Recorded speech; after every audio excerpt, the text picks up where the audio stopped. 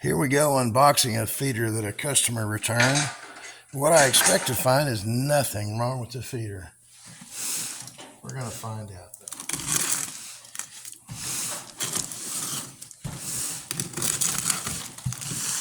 Nice Coke box taped to the back of it.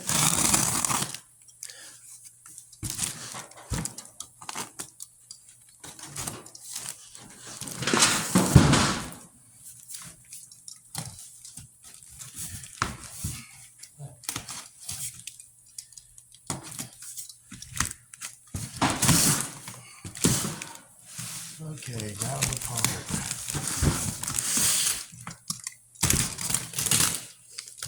I mean, it's universally accepted. You got to get a product back in original condition, original packaging. Looks like instead of opening the tape on the end of the box, the idiot just tore the side out of the box.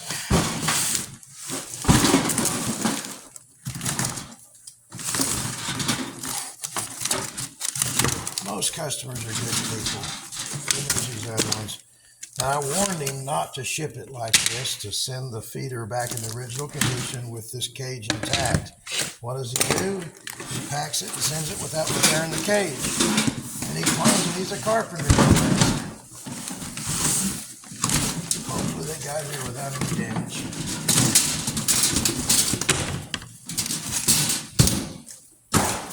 Okay, so far good. Yeah, we got lucky.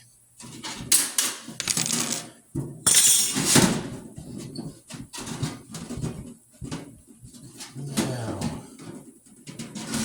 he claimed the door was closed.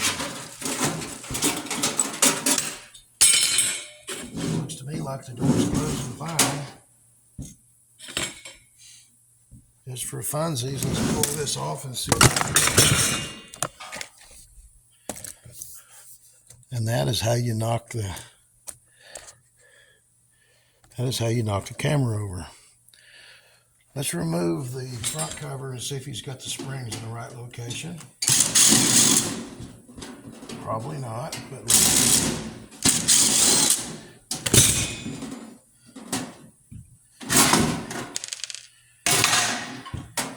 he was claiming that the springs were hanging up on this upper container. I suspect what the problem is that he just didn't have the spring set tight enough. So let's try it out. Big washer.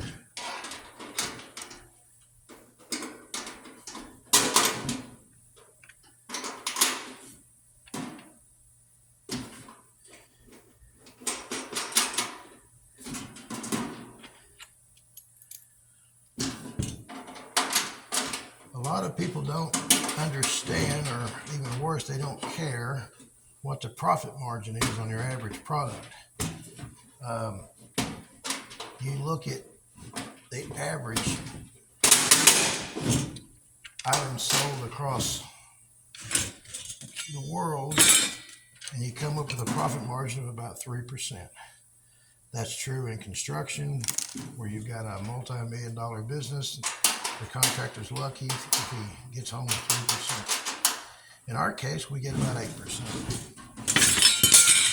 Now that means that if we lose a feeder, then the next 12 are required to recover it. In this particular case, it cost me about $80 to ship it there and bring it back for no reason. And therefore, it's going to take the next 12 feeders. All the profit from the next 12 feeders is going to go to paying for the shipping on this one. No one benefits from it. The feeders aren't better.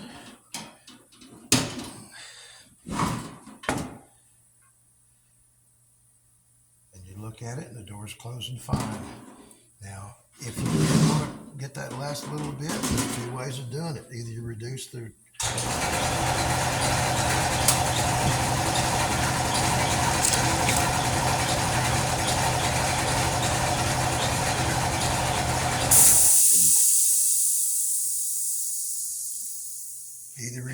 pressure on the cylinder, or just move the dang spring out, for God's sakes.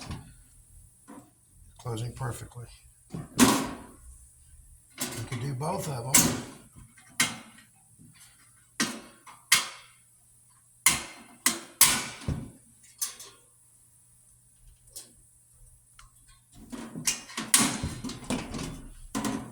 And now you got a feeder that's perfectly closed. Let's put the lid on it. He was claiming it was hanging up on that. What I told him was, look, push the plate back. If you had no other option, take a single screw. If there was no other way to do it, this is what I told him to do. How about that? There's no way it's giving anybody any trouble after that.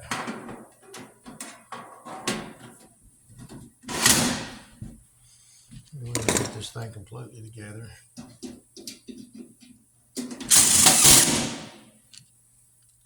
Remember, this guy claims he was a carpenter. So you got a feeder that works perfectly. If anything, let's see here. If anything, we tighten that up a little bit and it'll open a little bit more.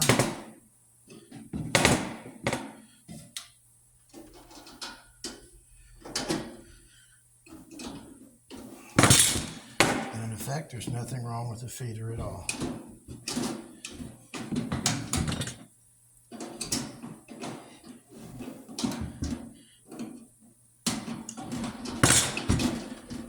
Now this guy, I didn't even bother arguing with him.